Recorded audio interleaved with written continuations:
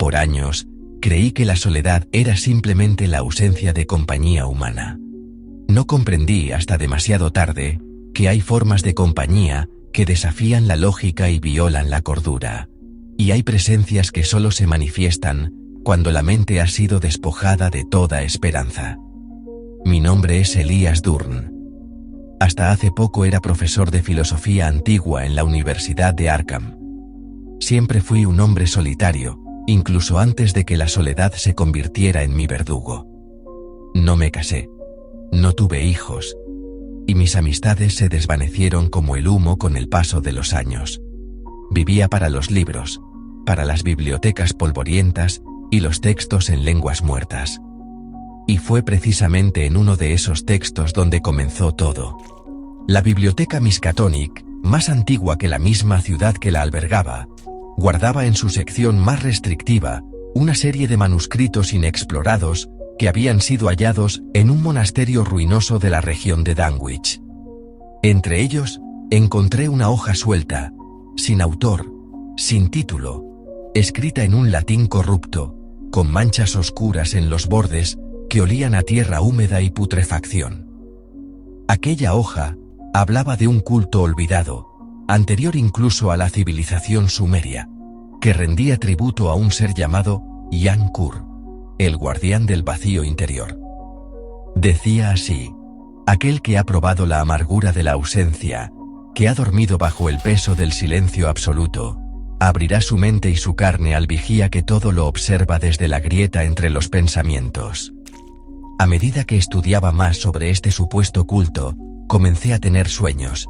Al principio eran simples escenas nebulosas, un páramo gris, una torre solitaria hecha de una piedra negra imposible y una silueta inmóvil en la cima.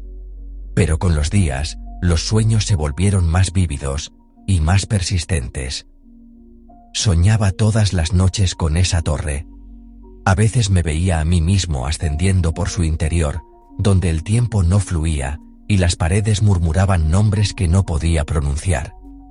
Otras veces, simplemente observaba, desde lo alto, un mundo muerto e inmóvil que palpitaba como el corazón de un cadáver en descomposición. Los colegas comenzaron a notar mi deterioro. Dejé de ir a la universidad, me encerré en mi casa, y pronto rompí incluso con los pocos lazos sociales que mantenía. Ya no leía por placer ni por estudio, solo buscaba referencias del nombre de Yan-Kur, rastros de su culto, símbolos similares en grabados antiguos. Fui consumido por el deseo de comprenderlo. ¿Era un dios? ¿Un demonio? ¿Una proyección psíquica? Nada encajaba. Ninguna mitología conocida lo mencionaba, excepto en susurros codificados o en textos que eran descartados por los académicos como delirio esquizofrénico. Y entonces llegó la noche. Esa noche, no soñé. Desperté en el interior de la torre. No sé cómo explicarlo.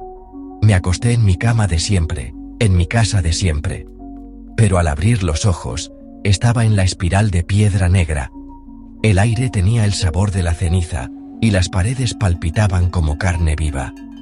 Escuché el viento, pero no era viento. Era el murmullo de 1000 voces pronunciando mi nombre con odio, lástima y deseo. Me movía por pasillos que no conducían a ningún lugar, y sin embargo, cada paso me llevaba más cerca del corazón de aquel lugar. No había puertas, no había ventanas, solo escaleras que se doblaban sobre sí mismas y espejos que reflejaban versiones mutiladas de mí, llorando, riendo, gritando sin sonido. A medida que avanzaba, la sensación de ser observado crecía hasta el delirio. Pero no era una vigilancia externa. Algo en mi interior me miraba desde dentro, como un segundo corazón que palpitaba no con sangre, sino con pensamientos ajenos. Y al final, lo vi. O más bien, sentí su presencia. No tiene forma que pueda describir sin traicionar la lógica humana. No tenía cuerpo, pero ocupaba el espacio. No hablaba, pero comunicaba. No respiraba, pero cada inspiración mía era una palabra suya. Y su mensaje fue claro. Ahora entiendes. La soledad no es una ausencia, Es una puerta, y tú la has abierto. Fue entonces cuando comprendí la verdad detrás del culto. Iankur no es un dios en el sentido tradicional. No exige sacrificios ni adoración. Se manifiesta en el abandono total, en la pérdida absoluta de todo contacto humano. Su reino no está en otro plano, sino en los recovecos olvidados de la mente. Es el parásito de la soledad, y crece en quienes se aíslan demasiado tiempo. Lo buscan los ermitaños, lo escuchan los presos en confinamiento, lo acarician los de mente que han perdido todo vínculo, y si uno se hunde lo suficiente, él responde. Ya no sé cuánto tiempo ha pasado desde entonces. Las cartas que recibo están en blanco, los relojes no se mueven. El teléfono suena, pero solo transmite el zumbido estático de su aliento. Vivo en un limbo de consciencia donde solo yo existo, y él. A veces, cuando el mundo parece haberse desvanecido por completo, lo siento moverse dentro de mí. No como un invasor, sino como un huésped natural que siempre estuvo allí. Y me habla, con palabras que no son palabras. Pronto dejarás de tener miedo, porque ya no estarás solo. Seremos uno. Anoche, por primera vez, me vi en el espejo y no me reconocí. Mis ojos eran pozos oscuros, y una sonrisa desconocida asomaba en mi rostro. Sentí alegría, un júbilo impío. Como si tras una vida de rechazo y aislamiento, finalmente alguien, o algo, me hubiera aceptado. Ahora entiendo la función de la torre. No es un lugar físico, sino una construcción mental que surge en quienes se disuelven en el abandono. Cada escalón es un recuerdo olvidado, cada espejo, una identidad fracturada. Y en su cima espera Iankur, el guardián del vacío interior, no para castigar, sino para abrazar. Cuando termine de escribir estas palabras, me uniré a él. No por desesperación, no por locura, sino por elección, porque la soledad no me ha destruido, me ha revelado. Este manuscrito fue encontrado en la casa de Elias Durn por la policía de Arkham, el 2 de julio de 1923. El profesor había desaparecido semanas antes.